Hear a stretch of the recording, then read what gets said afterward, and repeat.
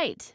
Ladies and gentlemen, and all of everyone in between, welcome to It Takes a Village, where we sit down with candidates from all over the country to discuss a wide range of issues brought by you, the viewer.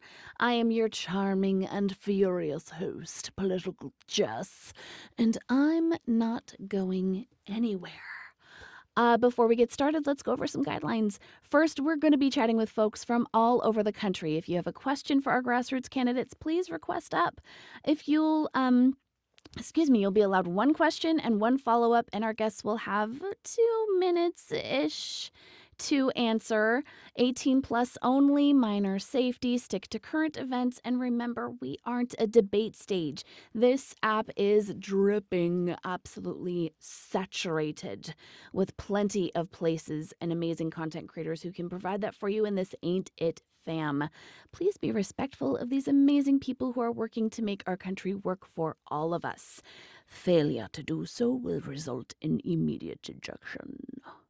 Also, while we're yapping, please be tapping and share out the live. This helps push our live out to the FYP and gets more eyes onto these amazing candidates who desperately need it. Also, if you guys push the little heart button above my head, there is a subsection and there's some really neat little stickers in there.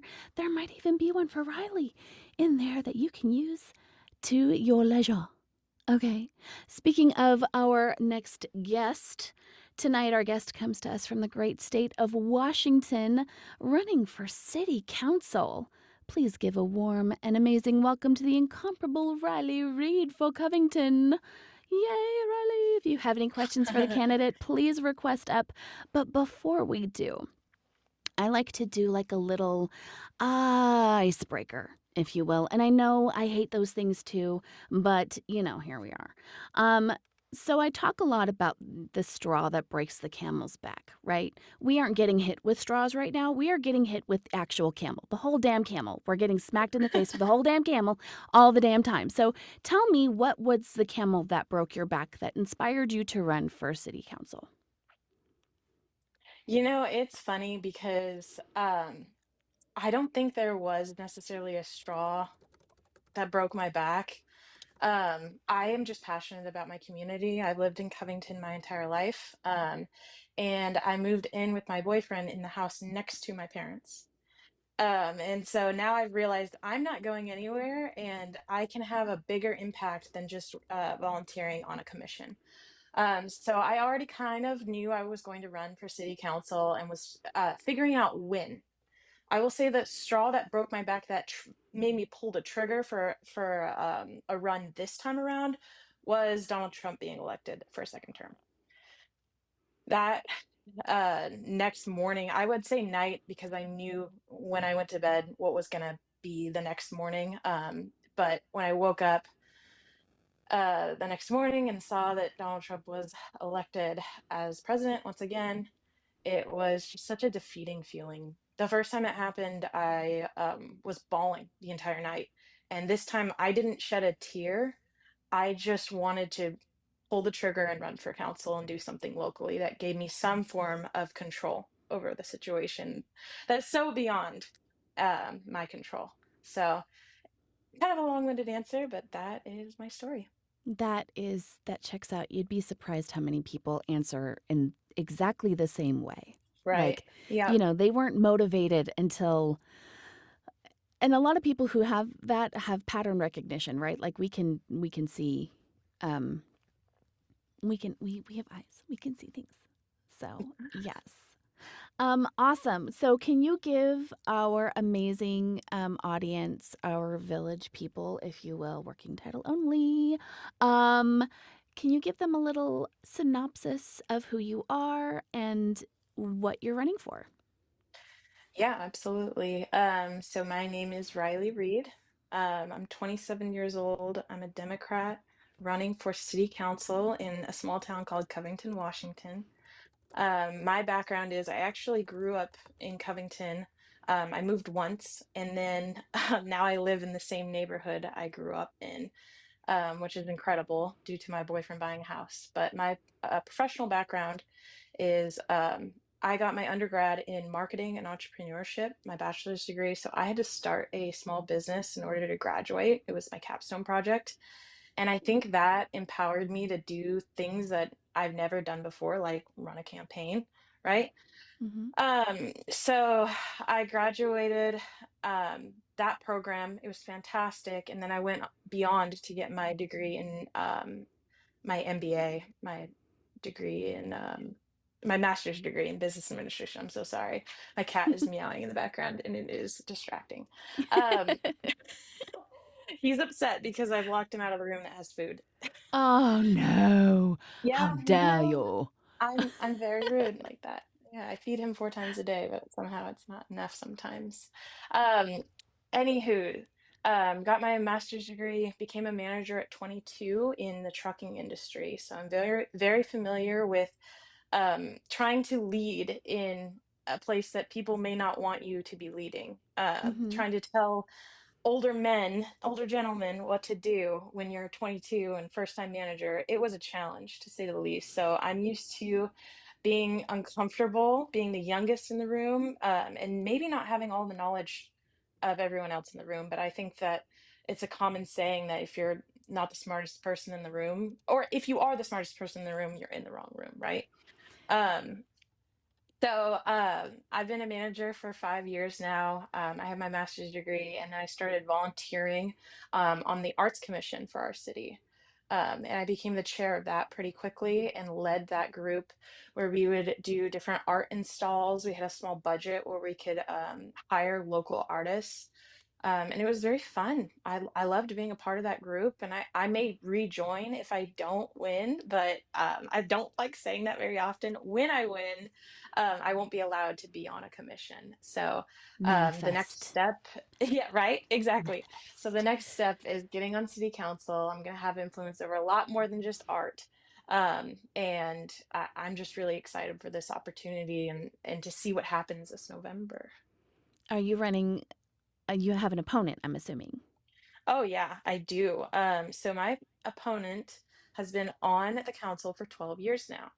So it's an incumbent. There was no primary because it's just me and this incumbent running against each other. So we don't need to determine a top two in a primary when there's only two, right? Yeah. So I'm flying completely blind on whether or not people are perceiving me as a good option, how many votes I would get, anything like Mhm. that. I have no idea. But the general election ballots are going to be out in 3.5 weeks.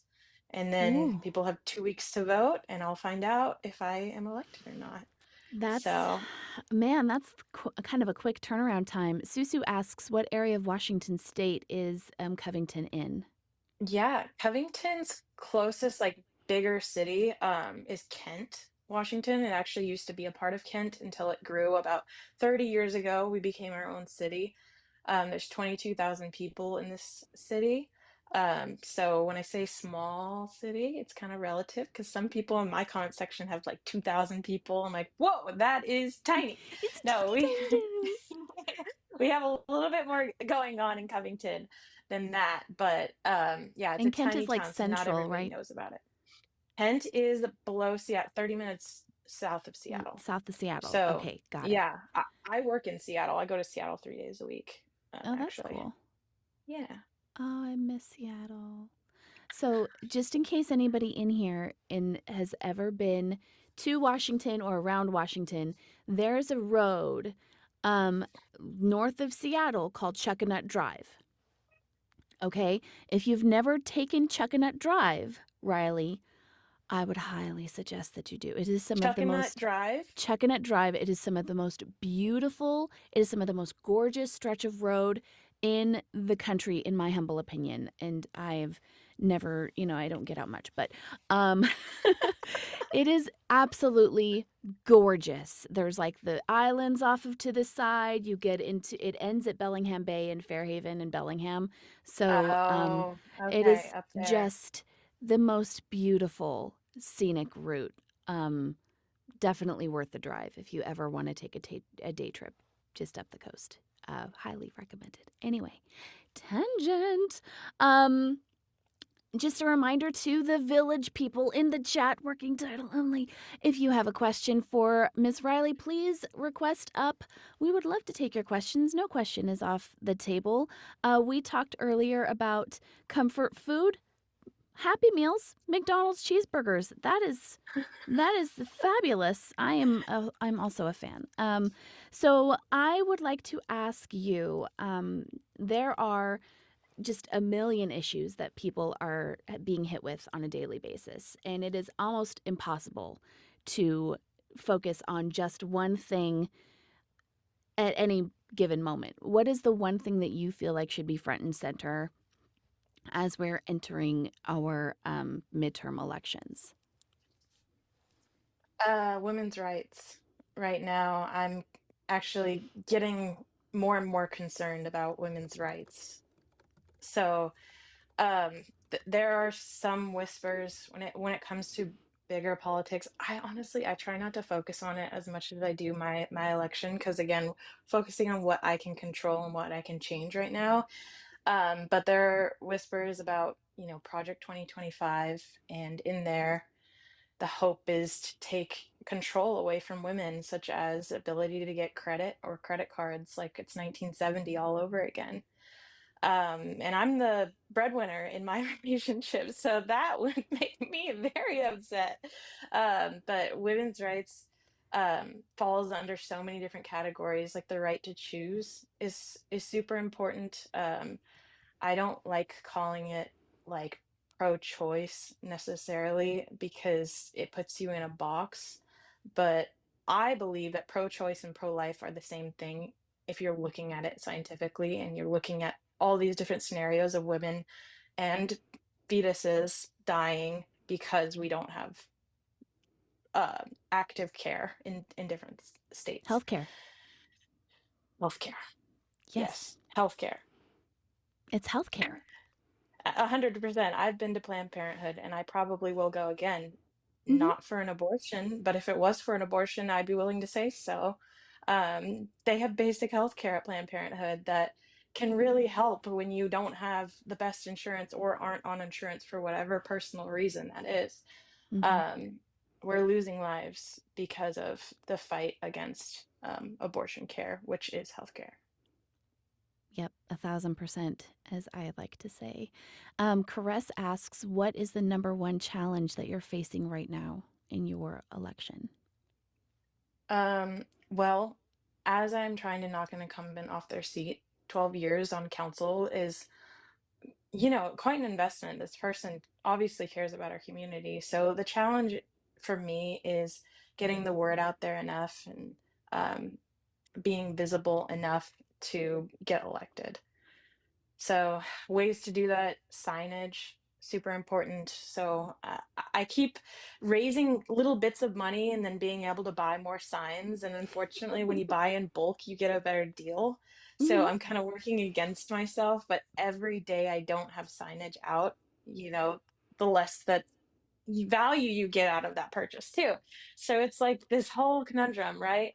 So I'm trying to get signage out there, boots on the ground, knocking on doors and meeting people or going to events. And it feels like there's an event every single day. So how do I balance that with my work?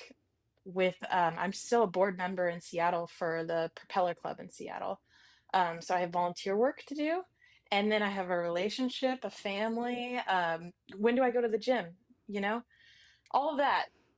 It's been really rough, but the number one challenge is just name recognition and trying to get people to realize that I'm out here only for the best for the city. Hmm. I want what is best for the city, and I hope that people agree with me that the best for the city is supporting our youth and supporting our elderly and providing more community care resources.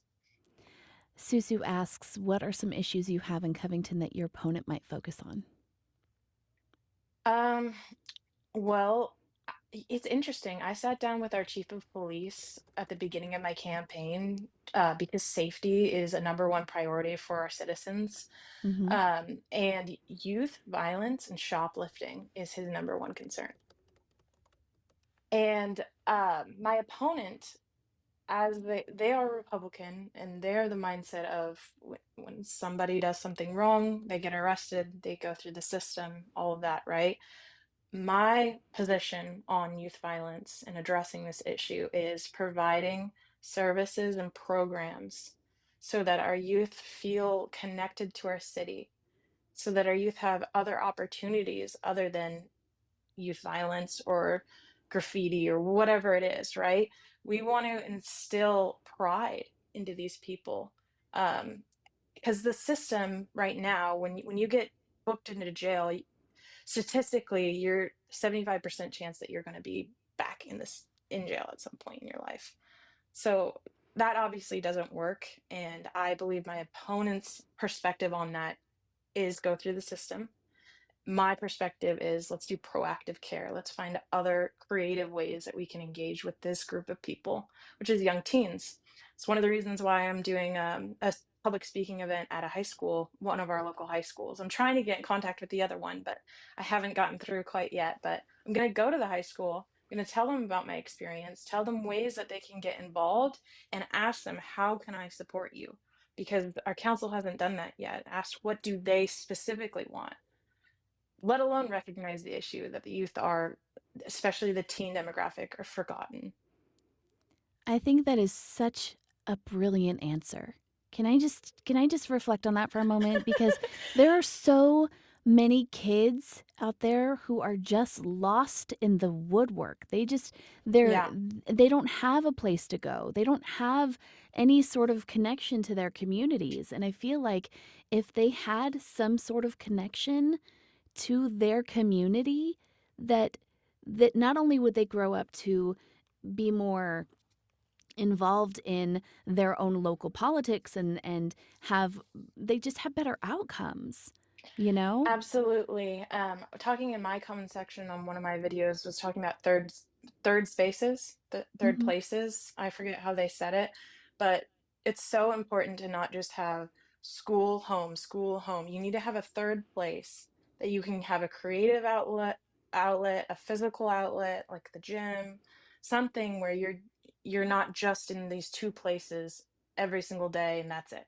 A third place can mean the difference for people's mental health, and our teens deserve that, but they don't always have access to a car.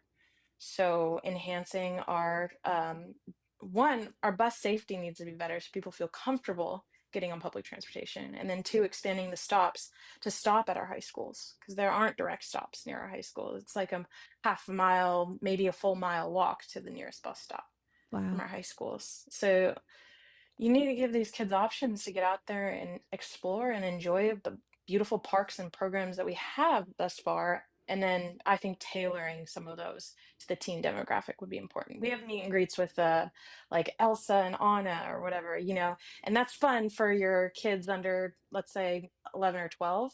But once you get into that preteen teen era, there's no real activity for them.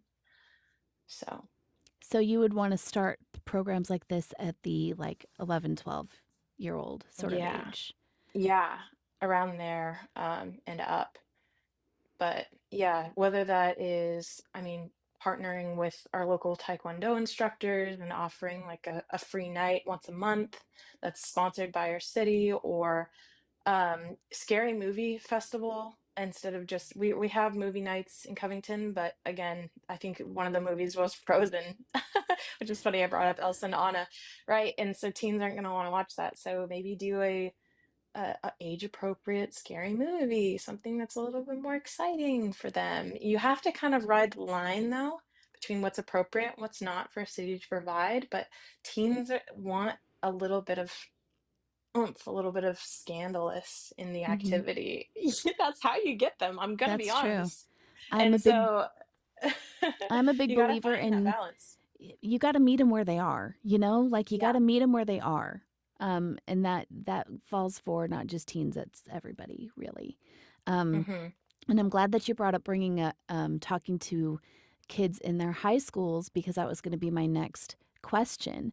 You are on the younger side of Hmm. political, you know, I've interviewed a few candidates at this point, and you're definitely on the younger side. I love that you are Yeah. you are involved. But the thing that I would like to press is that um, the best messenger to get the youth involved is the youth, right? Right. So I'm not saying that you're a youth, but I am saying that the way that you get people involved is by showing up. Right. So Exactly. how else, aside from going to their high schools, what other things can you do as a younger candidate to inspire people to get Yeah. involved? I'm glad you brought that up. I alone have I have a network of friends from growing up here, right? And they have younger siblings, and I have younger siblings who have friends. I have a whole network of people that are in their 20s and teens that are not even realizing that we have opportunity to give back via our city on like a commission. So they're realizing and noticing, oh my gosh, this girl is so involved with their city. How can I do the same thing? So I'm an influence alone by running, which is another reason why I wanted to run now instead of 10 years from now, because I have that I younger demographics attention. Mm-hmm. But also I was a Girl Scout growing up, so I've been doing some speaking with the Girl Scouts of Western Washington. I've gone to a couple of like group Girl Scout events and reached out to them and connected with them. The thing is that demographic, Girl Scouts are already they already give back to their community and already have the tools that they need. So it's not as impactful as I would like. How Mm-hmm. else? I don't know. It's really hard. I've gotten on TikTok for that reason to try to connect with that demographic and Instagram. My opponent's not on TikTok or Instagram, just Facebook. And it's smart. It's a smart political strategy because the older people are traditionally the people that vote. But I'm trying to inspire that younger demographic, even if that's in their 20s. Still, they don't show up as much as the older demographic does. Yep, and I think that I tell candidates all the time, you got to be on TikTok. That's Yeah. where the young, I mean, the older folks are on the Book of Faces, but the younger people are on TikTok, and they're moving to Right. the other social networks also. But I mean, again, you got to meet people where they are. Mr. Rice Absolutely. says, Riley, can you move to California? We need you on our city council. If I were to move to any other state, it might be California because I have some family out there and my boyfriend's family is out there. But unfortunately, I am living in the house next to my parents, and it is a dream. Every time I run out of rice or sugar or whatever it is, it's on the fence in 10 minutes. I don't think I'm moving. I Uh, love it here in Covington. that's fair. That's fair. I don't think I would move either. I'd be like, this is great. I I don't feel like know. cooking Well, and tonight. Mom, what are you making? absolutely. I can pop over there anytime. I have family dinner with her every Sunday. Me and my boyfriend go over and she makes us a lovely meal. It's Ah, I love that and for then you. thinking about the future, right? Thinking about a family, which both me and my partner want. We want to adopt actually. And how amazing would it be to be right next to the grandparents when you have Mm-hmm. those little ones? Oh, I just think it's a game changer for sure. It takes a village to raise children. So I'm using your terminology. hey, it takes a village to do damn near anything in this country at this point. Yeah, So, true. yes, and the the the whole like having community when you're raising your children is so incredibly important. Hmm. So I yeah, no, I wouldn't give that up for anything. I'm so super Yeah, jealous. sorry, California. I know, right? It's so nice out there.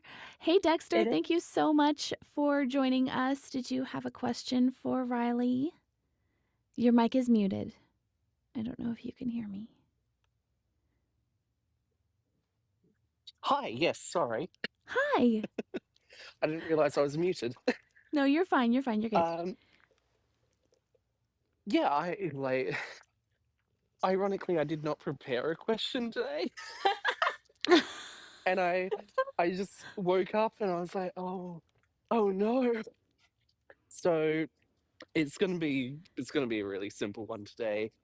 And we still have the follow-up, Yeah. correct? Yep. Okay. So number one, what is the smallest, easiest thing that you would do once elected to make life better for your people? Oh my goodness. You said that was an easy one? Yeah.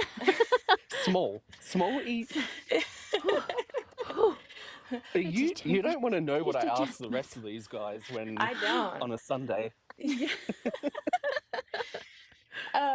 The smallest, easiest thing is going to be continuing to push, like on social media, the events that are happening.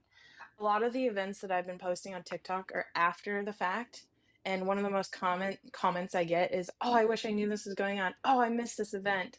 Right? So proactively communicating with the community on what is available to them, I think that's a small, easy thing I could do on a daily basis.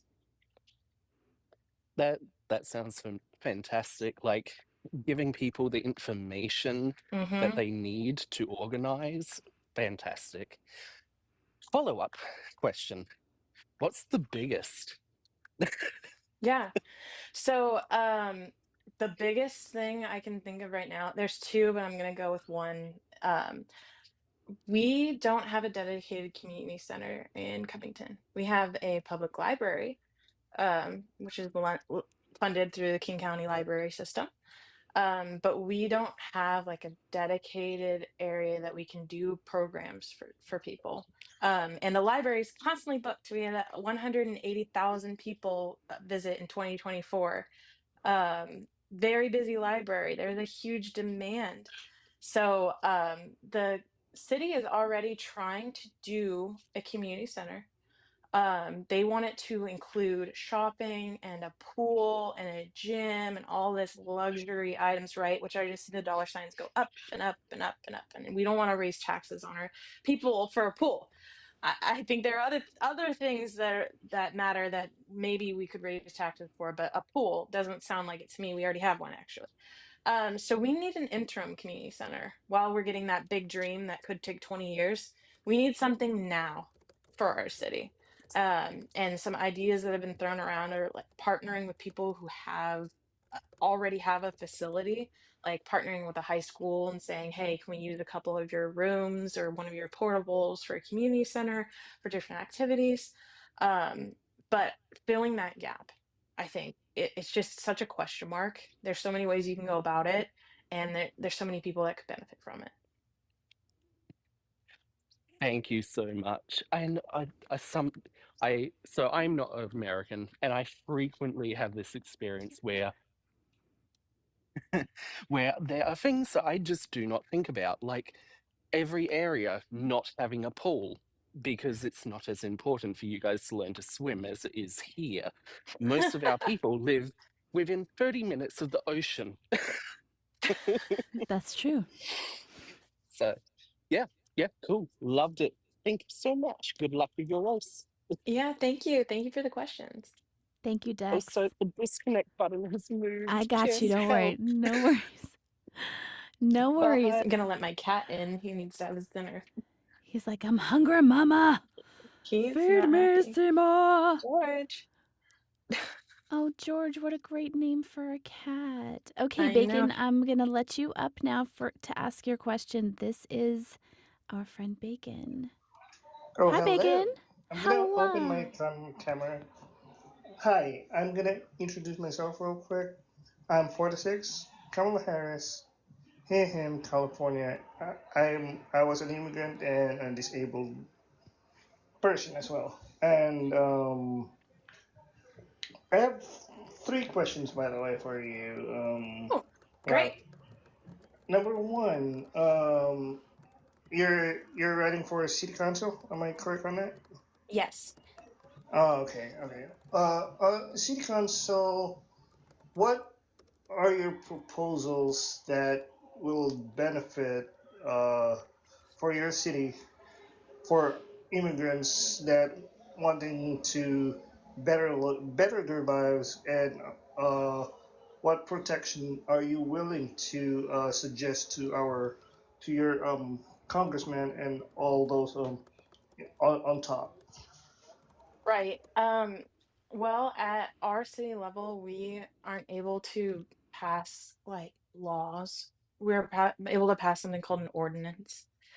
So we can pass an ordinance that basically says employers and businesses are not allowed to open their doors to ICE. I mean, you could pass something like that. Um, it would be very radical, conceived as perceived as radical by our community because I live in kind of a purple city. I'm gonna be honest.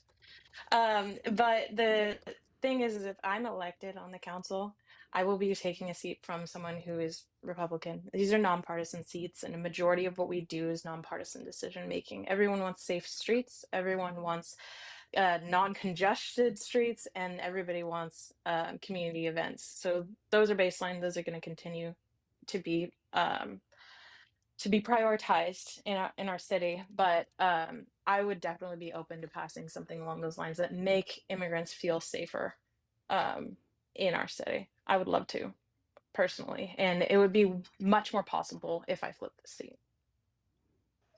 And I hope that you will, and I will. If I was there, I'm gonna help you out, no matter what.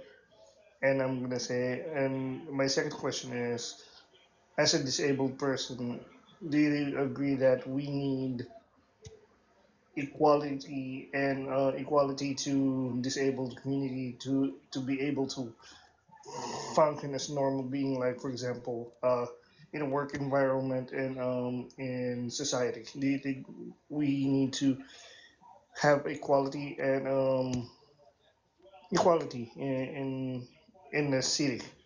Yeah, 100%. And I love that you share with me openly that you have a disability. I'd like to do the same for you and share that I also have a disability. I have a neurological condition that's degenerative over time, but my hands shake constantly because of it. I don't have very good balance. I fall down the stairs all the time. And as I get older, I will potentially lose the ability to walk on my own. And also do the small things like fasten a button on a shirt, zip up my jeans. So I constantly look for disabled parking when I'm touring parks and taking videos, and you'll see that on my page. I always point out the disability parking, and I'm looking at sidewalk clearance. I'm looking at off ramps in appropriate spaces, things like that. So I would be an elected disabled person by definition. Oh wow! So yeah, that is a And, huge wow! priority of mine for And, myself and my siblings who have it as well. wow! Well, uh, I'm lost for words, and That doesn't we happen have to very often. discuss. What's it called this? We need a little bit of voice because we know that as a disabled we they are building a strong imaginary wall between us and the government, and you are breaking that boundaries, and I'm so Yeah, proud of you. thank you. That is really kind to say. I don't always, I feel imposter syndrome throughout this whole experience running for council, and who knows what's going to happen. I could very well be elected, and I'm probably going to feel imposter syndrome for quite some time. But I'm just excited about the opportunity, excited about to hopefully make more people speechless and share my personal experience living with the disability while being on the council. I think it could be a really valuable thing for our city and for me. Lastly, I'm gonna say this, and to everybody that is in here, just listen to me. Don't let your disability run your life. Run with your disability with your held up high and with a freaking smile on your face. And don't let bullshit tell you something that you're not. Because He's speaking truth. you're worthy, you're loved, and you're special. Thank you for your time, and thank you, and good luck. And I hope that you will be one of the million voices that we need as a disabled community. And I'm so proud Thank of you. you. Thank Thank you. you. You're too Thank you, kind. Bacon. Awesome. Thank you so much, Bacon. All right. If anybody has any more questions, now is the time to come up. We've got about, another 5 or 10 more minutes of questions, and then we'll go into our Activist Alley session. Can you elaborate on what it means while we're waiting for more questions to pop up? Can you elaborate on what it means to you to be a public servant? Yeah. I'm in a position right now running for council where I am already a public servant. I'm listening to people and while I knock on doors and finding out things that they need, communicating directly with the city on what those things are.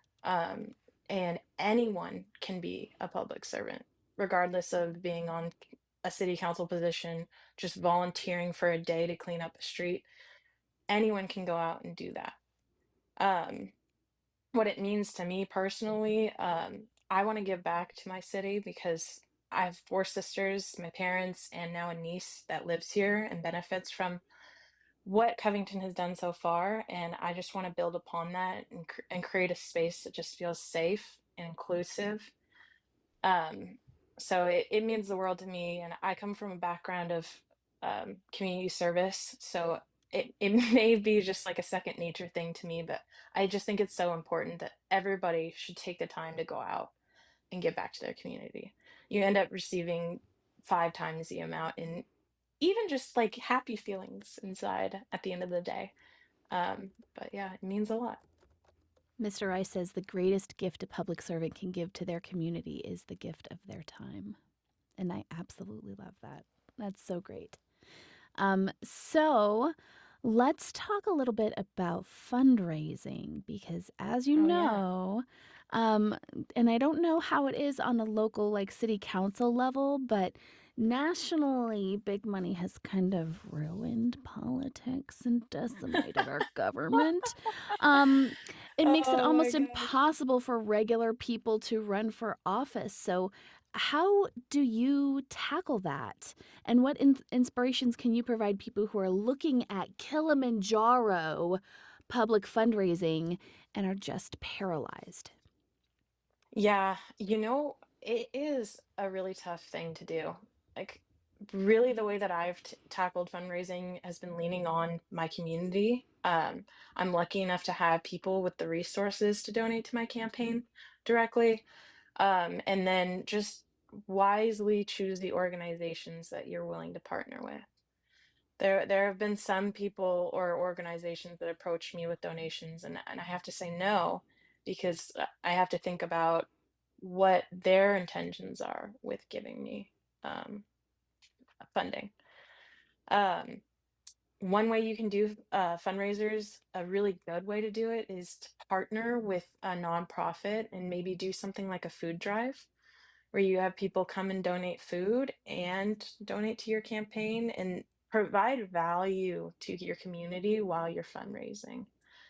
Um, I did a campaign kickoff where I got you can get organizations to donate, a space and food and maybe the sound system to do this. Make Mm-hmm. it fun, make it social, provide resources for them when they come, or maybe an additional public speaker with insights, and people will donate and rally behind you. That's what I did to raise money for my campaign. But a lot of my campaign in the beginning was all just funded by myself. So I had to know financially that there was going to be some investment from me, not just all the time I spent my entire summer in my 20s, which I could be spending doing so many other amazing things. I decided to spend my time and my money on this campaign because it means that much to me. And so I always, whenever I talk to people who are interested in running for council, I say to them, know that there is a financial aspect to this. Make sure that you have the ground level to invest in yourself in your future and put a limit on what that investment looks like. So if that's, I can spare $500 for this campaign, that's your limit and that's what you're going to spend on it. You just stick to it and you have respect for yourself and your own finances and you find other ways to get creative and connect to community members, and you'd be surprised. I've had some people donate amounts of money that I was not expected to receive. For me, that's like $600. That was insane. Some one person sent to me. I was baffled. I was humbled. I didn't know really what to do after that. And then the other thing is when you get money from people in your community, I was asked for an address because legally you're supposed to report who's donated to your campaign. Mm-hmm. Take that address and write a letter. Thank you so much for donating to my campaign. Put a 50, 75 cent stamp on it and send it to them, because that handwritten letter with my shaky hands, very embarrassing handwriting, still can mean a lot to the people that donated to your campaign. And that's more than what a lot of other people are doing, you know? Yeah. Just saying a personal thank you is that means like I don't know, for me I would just be like they wrote back. They wrote to me. Oh my god. You know, I would have a moment. It would be amazing. So that is amazing. I have one more question for you. Um and I would like to know what, aside from this moment, of course, what has been your favorite moment on the campaign trail so far? Oh my gosh. It would have to be the parade. Covington has a parade every year, and I sat on the back of a Porsche with the roof down, and I had a sign in my hands, and I was just yelling at the top of my lungs, "Vote for me!" And Yay! people in the audience were dancing to our music or clapping or cheering. And the energy just was there. And I had the energy as well that day. I made sure extra cup of coffee, to Yes. get excited. That moment was euphoric. It was so fun to get out there. And anyone can enter in the parade. It's free in Covington. I'm surprised more organizations don't do it, because it's a fun thing. It's fun. If you have a cool car, enter your car, drive through the parade, hand out dum-dums to people. It can make kids stay to get a little candy. That's what I did. Handed out information, screamed my name at the top of my lungs, and handed out candy to the kids. It was fun. That is amazing. So when you're running for city council, I know that, and just to kind of circle back on the fundraising thing, is there like a minimum fundraise, like you have to meet a certain benchmark before you get your name on the ballot kind of a thing? Or is that not something that they do No, for city council? you. Oh, I lost my headphone.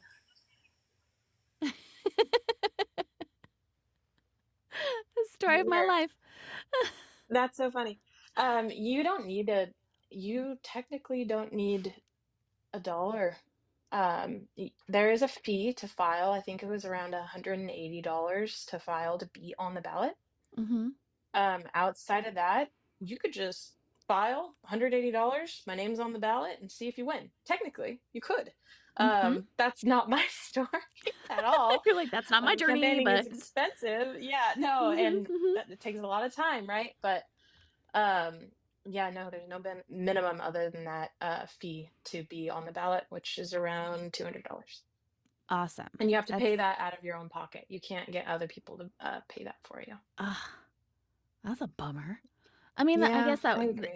it's better than like for other more larger offices. You have to meet like thousands of dollar benchmarks Yeah, and yeah. just so I love that at least in Covington, they don't have a whole lot of obstacles. Um, No, to make yeah. it possible for people like you to run. So I think that that's hmm fantastic. Lots of paperwork, but not financially. It's $180, and I was on there. I will be Nice. on it. I'm so excited for you. That's amazing. Well, Thank we you. Yeah. let's switch gears for a little bit. I am going to ask you to hang tight for a minute. We have this little section in our show that we do every time we're on. It's at 7:20 and it's called Activist Alley. I know we're a little bit early today, but I'm loving this for us. We're going to give Caress a few more minutes. Hey babes. Um Hey. we're going to learn some amazing things from our dear friend Caress. You know her, you love her. She is a fantastic person, responsible for organizing and doing some fabulous activist work. So, can you give us just a little bit of, just a little off about what's going on? Yeah. Hi. Hi, everybody in the chat. If you don't know who I am, I'm Caress Marie. I am one of the co founders of the People's Sick Day, which is an organization that is taking a 3-day economic and labor blackout to fight back against the system, to take our power back from the working class. Hey, Naomers. So yeah, so we're organizing, right? Started out grassroots, started back in May, have grown a Discord to over 21,000 members, Facebook group of over 8,000 members. We're working with also with local candidates such as Riley to get grassroots candidates, on ballots and in the forefront. So that's a secondary piece of what we're working on and what we focus on. But our main mission is to organize together and to take an economic and labor blackout. As you guys can see, collective community organizing around pulling our money out of the system works. We just saw it with Jimmy Kimmel, right? Jimmy Kimmel is now officially back on the air. Why? Because we pulled our resources from ABC and from Disney, and we said absolutely not. And that's the way that you take your power back when the system is starving you, when the system is no longer working for you, when politicians are no longer listening to your voices. It's time to hit them in the one place that they cannot control, and that's your dollar, right? No more donations to politicians who don't serve you. No more votes to politicians who don't serve you.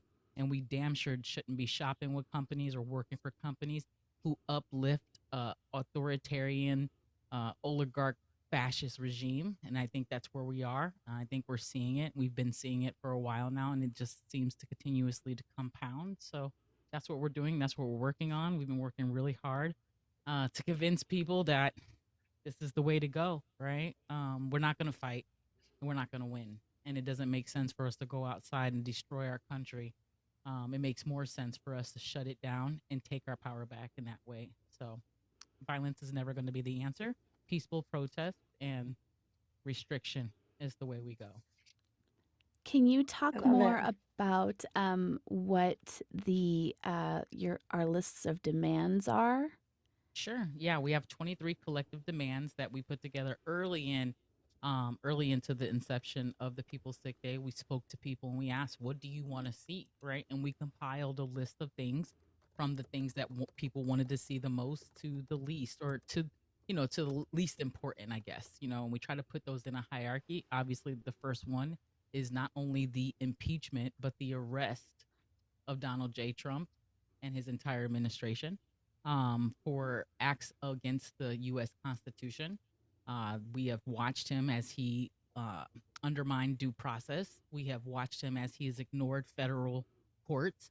We have watched him as he has written hundreds of executive orders that are illegal and against the U.S. Constitution, and the fraud that this man has taken part in, such as um, gifting frauds. Right, we know he is literally using people to get donations, selling things, selling hats, selling bobbleheads. Like he's a scammer.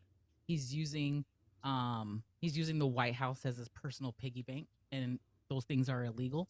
He's taking from the taxpayers and funneling his own pockets and the people at the top. And we're watching that, right? We know that he made cuts. There's millions and millions of dollars in cuts, billions of dollars in cuts, but none of those cuts are coming back to the working class. They're all going to the top. So that's some of our list of demands. Other things that are on the list of demands, right? Caps on rent increases, minimum wage increases. Obviously, minimum wage hasn't been raised since 2009.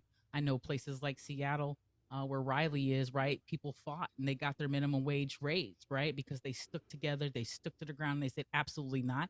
The cost of living here is out of control and you need to meet the wages. And that's why their minimum wage is exceptional as it is in Washington. But it should be like that across the country. And I still think you're still not where you need to be at in Washington or places like New York or Illinois, big cities like LA, Chicago, where people are struggling just to live, right? 50% of our homeless community live on the streets with a full-time 40 hour or plus job. No one who gets up and goes to work every single day for 40 plus hours should be living on the streets, period. So our basic needs need to be met. Food is a human right. Housing is a human right, right? Those are just human rights. These are not things that we should have to beg at the table for. These are things that should just be given to us because we were born here, right? Because the things that they are using to build all these things come naturally from the source, right? So why do you think you get to monopolize off of them at the you know on the backs of the people? So Definitely. Do you have any sort of events that you guys are planning? Any other of like I know you were on the Joy Reid show. Are there any other appearances that you've got in the works that you can share with us? So we don't have anything scheduled. I will say that we have been reaching out nonstop to news outlets and to other creators to try to get the word out. Yes, we were featured on Joy Reid. Yes, Fox News did do a special on us to talk about us. And yes, we've been in multiple magazines. But we will be promoting No Kings 2.0. So that'll be something that we'll be getting behind 100%, using that, using the server and the people that we have, not using them, but leveraging them to make a bigger stand to organize even more. So we're really working on how we can campaign that, and get the word out there, and how we can leverage the group and the dynamics that we have built in order to just spread the word there and get people out. Those that didn't go last time because they were afraid or because they just couldn't make it, maybe this time we can get them out there and encourage them. And typically we don't promote protests, but I think we're at the point now where we're left with little choice, right? We're left with little choice. And I think it is, I think protests are dangerous, and they sometimes can be fruitless because you go out and you yell and you scream and you go home and you achieve nothing but yelling and screaming, right? And you don't have any demands met. But I do think that we're at a point where they need to see our strength again. They need to see that we are just as serious now as we were back in June. So yeah, that's where we're at right now. That's what we're working on. We're also working with Election Truth Alliance. As you know, what's going on with that, there are some anomalies that have been found. So we're working with them to communicate when those anomalies have been found, when the court cases have been highlighted, what the next steps are, and how people can help. We just did an alert to get people to, check in with a lawyer from the Electric Truth Alliance team if they're in certain counties. They want to talk to people, right? They want to see where they voted and if it was correct on the ballot. So there's some funny business going on there. So we are trying to network in those spaces, but we support any acts of resistance, honestly, any acts of resistance, which is what we all should be doing right now. I think that's super, super awesome. And like, if I was wearing a hat, I'm not, but hats off to you, dear. I'm Thank you. constantly in awe Hard work. of all of the things that you are doing. So, thank you so much Hey, for fighting and keeping up the fight and reminding everybody that it is absolutely worth it. This country it is is. absolutely worth it. And we could It is. all And we could all have what we need to thrive here yeah.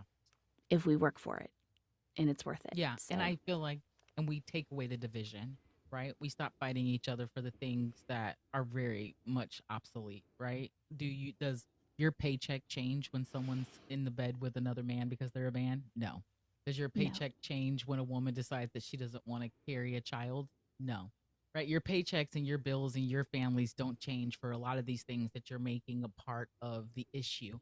And what we need to be focused on is, bettering our economy, making sure that our kids have safe educational, places of education, making sure that our elderly has health care and has care, when they retire and they've served the community, making sure our veterans are taken care of after they've served our country, and making sure that people that are underserved feel equitable, feel like they are, have an equal playing ground, and investing back into our community and our infrastructure to be competitive against the global market. And I think that's where we're lost at. We're focusing on the most ridiculous things instead of keeping our eyes on the prize. Yeah, I making could tell ourselves people, better. yeah, I tell people all the time the fight is not left to right. It's not left to right. It's top to bottom, everybody. Like, it's this way, not this way. So, so I love that you are out here doing what you do. Thank you so much for coming onto the show tonight, to And share thank your you for having me. message. And thank you, Riley. Yeah, thank you. It's so cool to hear everything that you're doing to organize. We're having No Kings protest in Covington, believe it or not. Small town, but we're gonna show up, and we did back in was it April that we had the first one? It was June. back in Yeah. the oh, it was June. Yeah. I Yeah. was there for that one and it was incredible. Like 2,000 people showed up in a small town, so It it's proves really to you fun. they think that you're not alone, right? Yep. The thoughts that you're thinking, the way that you see things are going, you're not alone in that thought, and there are other people who are out here thinking the same thing. And it Yeah. reminds us that you're fighting for those people who are out there who show up. Right. So And I know what you mean by protest sometimes feels like it doesn't do much of anything, but I will say that I came home from that protest and I felt safer than I did before. I hmm felt inspired. I felt excited about our community and proud to be in Covington. And so it does nothing, but it does something for the soul. I will say it was really no, I nice to see out agree. the community. I agree that that part of it, seeing, like I said, seeing that you do have, people out there that agree with you, is a big part of it. It's showing that Hmm. there's a community. There's a community who thinks and feels the same way you feel. And you're not out here fighting in the void or in the echoes, right? And I know Yeah. a lot of what you're doing on a city level is very hard, right? Trying to figure out how that budget's gonna work and what gets cut and what gets improved. And you got your work cut out for you. And I'm gonna tell you, you're young. You gotta get with the youth. You got to get these kids out here. And I heard you talk about, talking to the kids and understanding what they what they need to make themselves feel a part of the community. Start that now. Start that now. When you go up to debates, you already have that ammunition. Like, hey, I already talked to the kids. Hmm. I already talked to them and they fuck with me. You know what I'm saying? Like, you know what I'm saying? We come to an agreement. This is what they need. You know what I'm saying? And this Hmm. is what I'm gonna fight for, right? The kids are the future. And some of these teenagers are only a couple years out from voting, and you don't know where your career is Yep. gonna be in a couple of years, right? And they're gonna remember you. You were the one that brought them those programs. You were the one that made sure that they had the sense of community brought back into them. And a lot of what we're seeing with kids not feeling like they're a part of the community, or feeling, or going seeking violence or drama or chaos, is because mom and dad's not home because they're working so much. Yeah. Let's be transparent. Poverty is breeding the problems. You don't want violent, disruptive children. Their parents need to be home with them more so they can focus on them and they can spend time with them and do things with them. But if you're robbing Peter to pay Paul, you don't have time to invest in your own children. And that has to be Hmm. a part of every single politician's mindset. It's bigger than just giving them a third place or a third space, right? Because if home is destroyed because mom and dad's never there because they're always working, what difference does it make if you give them a third space, right? They don't feel supported at home, and that third space Absolutely. is obsolete. So that's where we need to focus our energy, is figuring out how mom and dad can get paid a livable wage that allows them to be home with family and do activities with their family, make it affordable. Once we figure out how to make it affordable for families, we'll fix a lot of the problems with the youth, and we'll fix a lot of that disconnect. And if you focus your energy there, think you got a winner, kid. I really do. I love Thank that. you so much. Awesome. Thank you so much for coming up, Chris. It was my I pleasure. really Thank hope to you for have you having back. me. Oh yeah, anytime. I'm right here. You just call me, girl, and I'm on my way. I know where to find you. You know it. It was so nice chatting with you. Thank you, everybody in the chat. Appreciate you guys so much. You guys haven't already joined the Discord, please make sure you go to thepeoplesickday.com. Join us, organize with us, spread the word, bring a friend. Let's get this done. Let's Let's stand get up. it done. Let's get her Yeah. done. Let's get her done. Let's get her done. Awesome. Thank you so much, Chris. You're welcome. All It was right. nice seeing you guys. Talk to you You soon. too. Thanks. All right, bye. Bye, Riley. Okay, thank you. I cut you off, Chris. I'm so sorry. She was gonna say bye, Riley. Um, Yeah. so we are getting close to time here, folks. But before we go, Riley, if you could just tell the good folks who joined us today how they can get involved and how they can help you with your campaign, allow me to assist, if you will. Bam. Yeah, absolutely. The best way you can get involved is engage with any and all of my social media. Help spread the word because there are people locally who are getting my TikToks because people all across the United States are engaging with them. Then they're connecting with my campaign on social media. They're finding out about events and resources for them in our city. So keep propelling my message so that I can service my community. Donate to my campaign if you have the means. If you don't, I respect that. It's free to like and subscribe and follow and all of that jazz. So please help me any way you can. I love that. Thank you so much. And just a reminder, folks, big money in politics has absolutely ruined our country. We are no longer interested in politics that is only serving the corporations. We want candidates just like Riley who are not funded by APAC and other special interests. Does APAC get involved in city council seats? I don't think so. I don't think so. We want candidates who are going to be serving the people, who care about the people, but that money has to come from somewhere. So whether it's $1 here, $5 for a cup of coffee, buy Riley a cup of coffee. She would really, really appreciate it. Whether it's your wallet or your time, make sure you're doing everything in your power to help these grassroots candidates. Even following and sharing their content, just like Riley said, gets more eyes on them and pushes their message across the interwebs. And you can do that for free.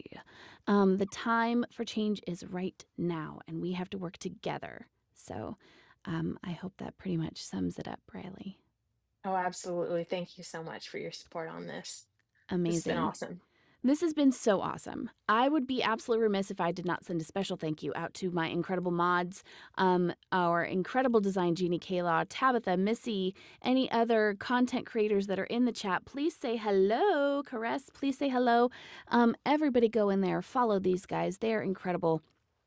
And also make sure that you are still registered to vote and keep an eye on your local elections in your area because they're doing some hanky stuff in some places, not in all places, but they're doing some hanky stuff. And you just want to make sure that when you arrive to vote, you are able to do so. You can do that by going to vote.gov to check it out.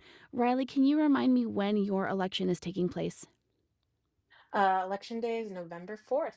So we will find out November 5th or 6th if I get elected. I'm very Oh, excited. please keep us posted. Okay. Oh, I will. Yes. This was incredibly inspiring, and I know we have a whole lot of people who are super scared right now, but I want to remind everyone that the fear is the point. Fear leads to panic. Panic leads to inaction. But hope and community are the antidote for all of it. Tune in Friday when we have an amazing candidate from right here in Texas who's going to come and talk to us about what inspired him to run. He's going to be fantastic. Be sure to follow us on the Substack on Apple and Spotify and all the places where you find your podcast. Tube of You also. And join the peoplesickday.com to throw a wrench in this bish. I said bish. We love the TikTok shop. It's about time for TBH. Tab, if you're still here, say hello. If everybody could go follow Tab because her show is coming up next. Thank you all so much for joining us, Riley. Thank you so much for coming on. Thank you for having me. This is awesome. I I really appreciate appreciate you all your guys. time. Of course, I cannot wait to have you back. And actually, I want to have you back after the election so we can talk about like what the outcome was, what went right, What what went went wrong, right? what How went did I get right, how you got elected, elected? all of the things. Yes, let's Yes. do it. It's going to be amazing. All right. Okay. Thank you so much, everybody. And TBH is next. Have a great night, everybody. Thank you so much. Bye.